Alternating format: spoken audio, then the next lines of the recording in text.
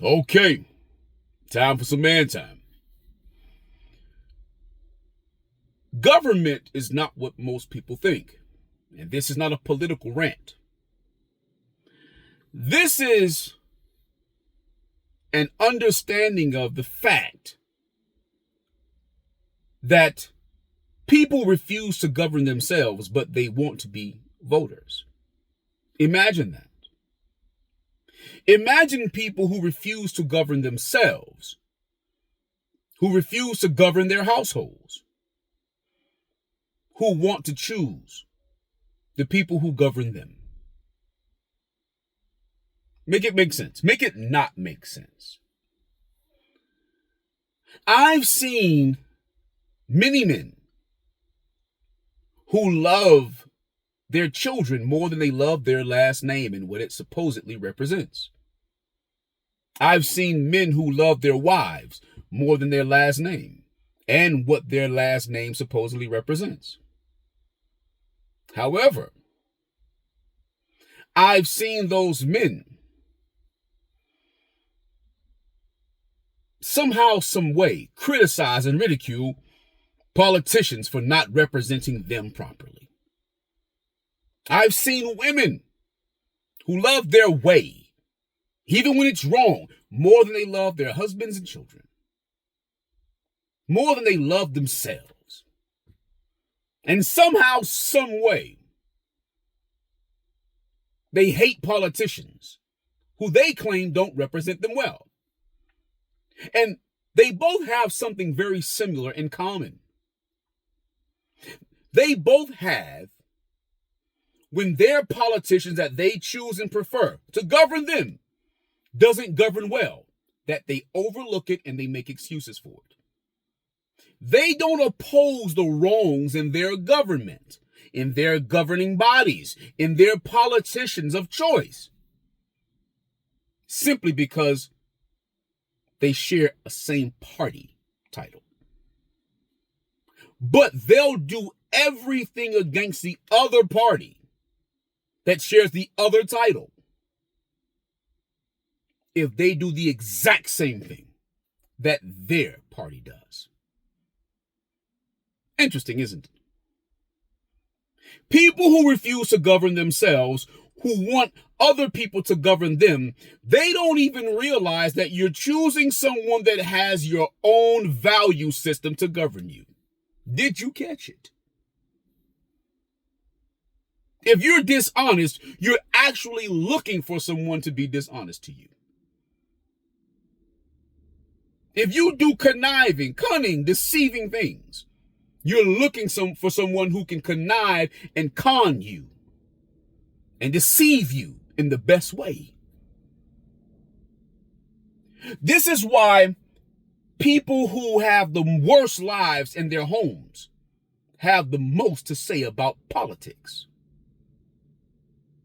You can't dictate to your own children what and what not to do, but you want to dictate to a politician. You'll say because it's for your vote, but you can't dictate to your children whom you take care of, for your service, for your hard work, for your life. Interesting, isn't it? We tell people with broken lives to choose who runs their country. I'm going to replay that for you. I'm going to repeat it just for shits and giggles. We tell people who have broken lives and horrible relationships, more horrible relationships than successful ones, which means and shows and proves they have horrible decision-making skills. And they somehow, some way want to be able to determine who runs their country. Now, how is that even possible? How can someone who makes more horrible decisions than good decisions somehow, some way decide good for the country? How can someone with bad morals, character, principles somehow, some way make good morals, character, and principles for the country, for everyone else. I know.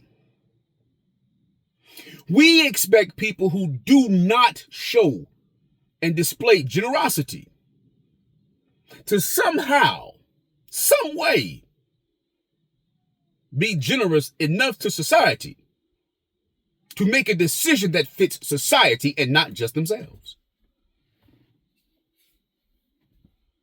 It amazes me how people want government to take care of them more than they want government to stay out of their business. We have more people who want welfare of some form more than charity of their own doing. We have more people who want courts to intervene in the problems that they create. Rather, they sit down with the people that they have issue with and negotiate for themselves. We have people who have not only broken homes and broken minds and broken spirits, people who suffer with mental illness issues, but they still want to be voters. Yeah. We have people who don't know what a law, a bill, a code, a statute, or anything else is, but they still want to vote. Yeah. Yeah. Imagine someone with the hypocrisy that says, if a stranger does the same thing to me that my child or my spouse or my father and mother does to me, I'll off them. But if my child, my spouse, or my father or mother does it to me, they'll get a pass. So you can be okay with right halfway. You can be okay with wrong halfway. You can be okay with doing the right thing sometimes, and somehow you're right. But if someone else does that to you and you fall on the wrong side of it, every single time they're wrong.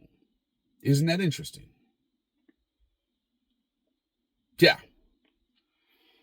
Yeah. So I don't talk politics with most people. I play devil's advocate. I like to challenge people to see where they have this undying bias. You see, if I support a party, if I support a politician, if I support a bill, if I support a law, I support it even when it stands against me. That's the only way to have checks and balances. The same way, if my child is in danger of some type of harm, I'll protect my child. And if someone else is in danger of that same type of harm from my child, I'll defend them against my child. After all, right is right, wrong is wrong, no matter who's doing it. But there too was a time that I didn't see it that way. Probably because I was also broken in life, in mind, and in spirit. Just like most of us still are. But what do I know? My experiences have only taught me that our biases means that we refuse to govern ourselves or be governed.